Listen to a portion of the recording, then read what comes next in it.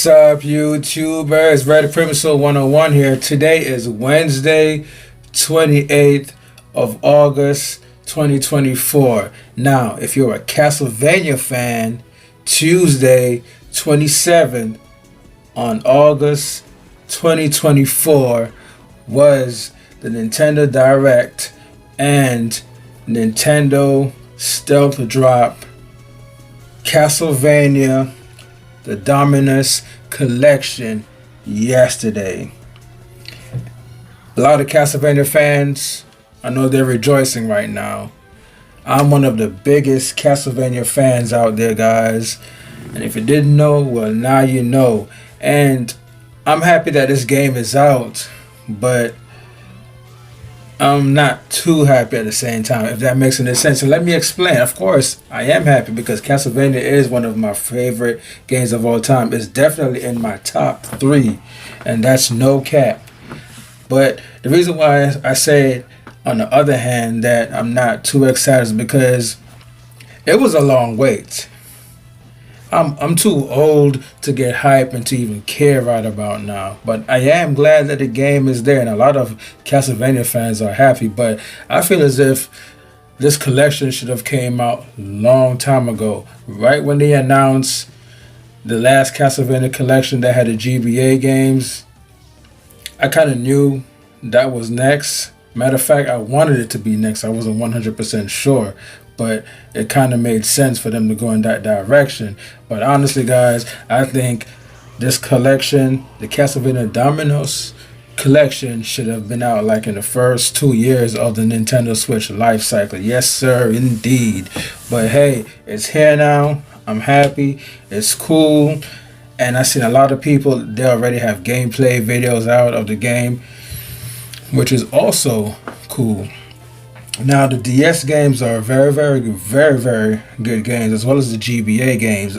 To me, most Castlevania games are great games. The GBA games are great, and the DS games just took it to the next level. Now, I think as far as the handheld versions go, I would say Aria of Sorrow is one of the best Castlevania games on the handheld, and I kind of felt like that rivaled Castlevania Symphony of the Night a little bit. But anyway, so let's get into it. So we're going to talk about, let's talk about the 3 games that are in the collection. The 3 games that are in the collection are Castlevania Dawn of Sorrow, Castlevania Portrait of Ruin, and Castlevania Order of Ecclesia. And the bonus game is Castlevania Haunted Castle, which is a arcade game, an arcade Castlevania game that released back in the days. And I know many of y'all never played the game. I've seen it, but it looked weird. I wasn't really into arcade games that tough back then, only the fighting games, but it looked kind of weird. But as a Castlevania fan, I owe it to myself to actually give that game a try and see how good it is. And here's a kicker. And the Castlevania Haunted Castle has been remastered, or should I say remade, for this collection. Konami actually took the extra step to remake this game, and the remake game looks a hell of a lot better. They made tweaks to the gameplay and definitely big tweaks and graphical upgrades for Haunted Castle in this collection, and it looks great. It makes me want to play it. It makes me forget about the arcade version, but I guess I'll try the arcade version, but I'm gonna go ahead and be satisfied and play the Haunted Castle remastered version. So Konami took that extra step, guys, and you know, with all the backlash Konami has been getting over the past years, you know, they did something right. But honestly, guys, I'm not like everybody else. I don't jump on the bandwagon. Konami is actually one of my favorite video game developers from the 90s. They made a lot of awesome games, and they were Nintendo's ace in the hole in the NES and the SNES era. They supported Nintendo big time, and Konami was filled with a lot of talents, as you guys already know. The producer of Castlevania and the producer of Metal Gear that have now gone on to better things. But anyways, let's get back to the collection and let's talk about my favorite out of all the DS games, which is Dawn of Sorrow. Love this game. This game takes place after Aria of Sorrow that was released originally on the GBA. Now I kind of feel like the GBA version, Aria of Sorrow, was a little bit better than Dawn of Sorrow. Dawn of Sorrow just had better graphics and the music was a little bit better because the DS hardware was much more powerful than the GBA at the time.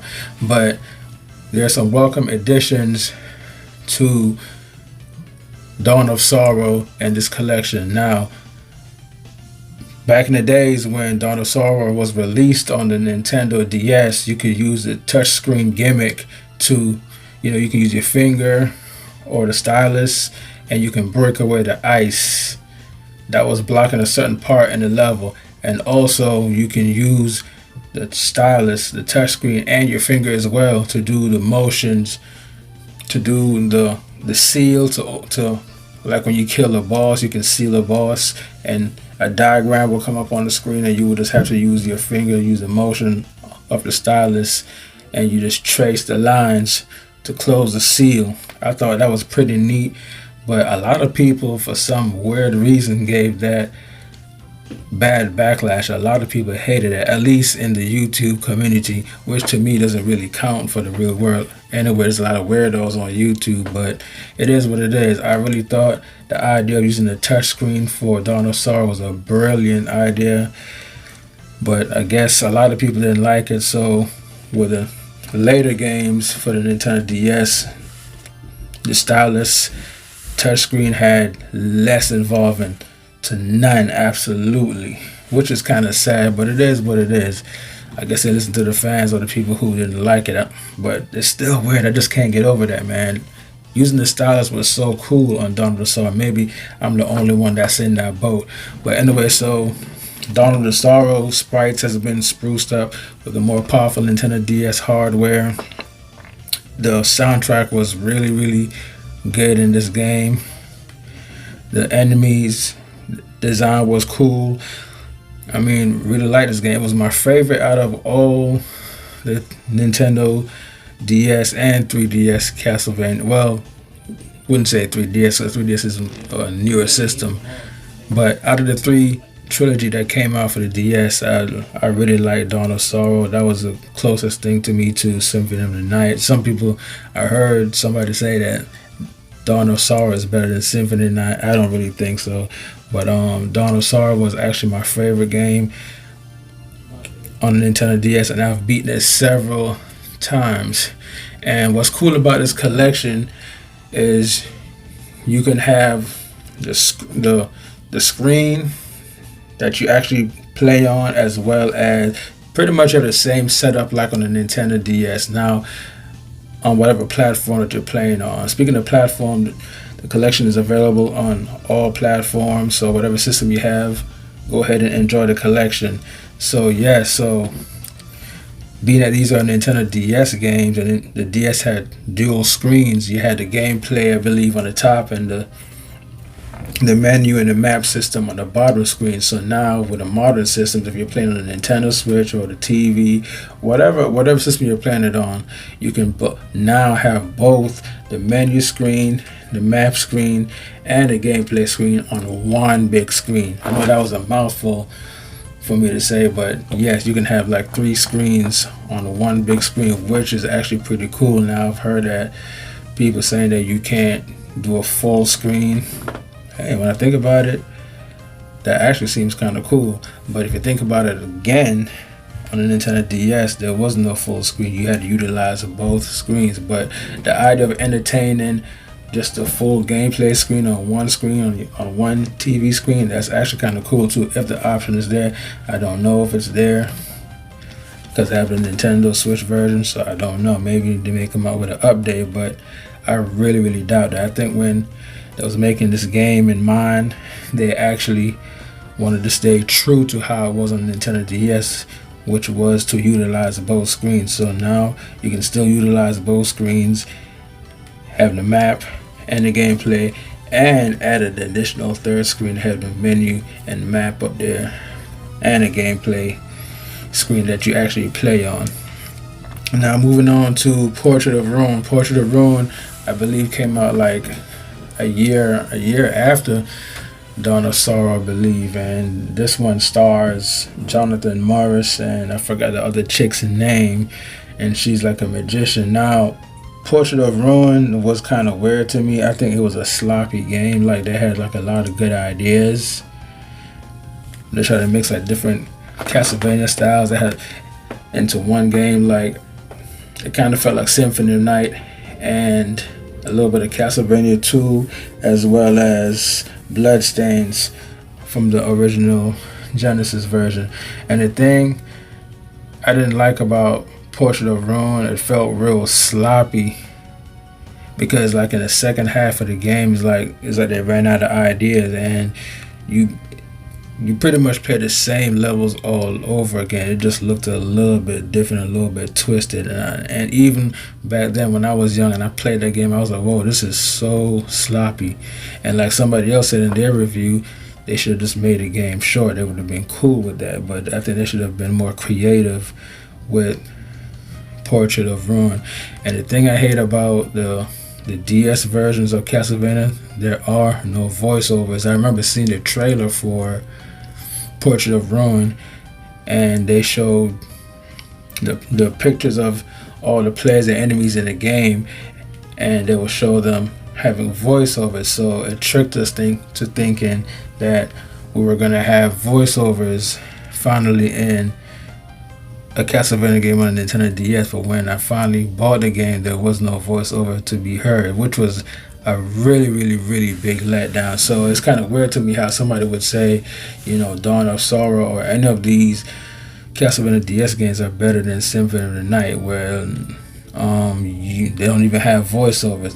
They come up short compared to Symphony of the Night. And I still think that, honestly, I think the Castlevania games on the DS, on the handhelds, were low budget titles. Like, Konami didn't really give the producer of Castlevania, funds, like enough funds to take it to the next level. So the DS and the Game Boy titles, I believe, correction guys, the DS titles, I just think were budget titles, so that's why voiceovers weren't in them. Either that or they were just real lazy.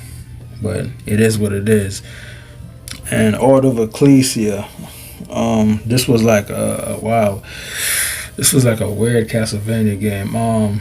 I think Order of Ecclesia is the hardest out of all three DS titles. Honestly, it was pretty hard, especially the bosses. You really had to manage your magic and know what magic to use against certain bosses, what combination of magic to use. But it was good, and they brought back the art style, the more goth, dark looking art style like Castlevania is known for.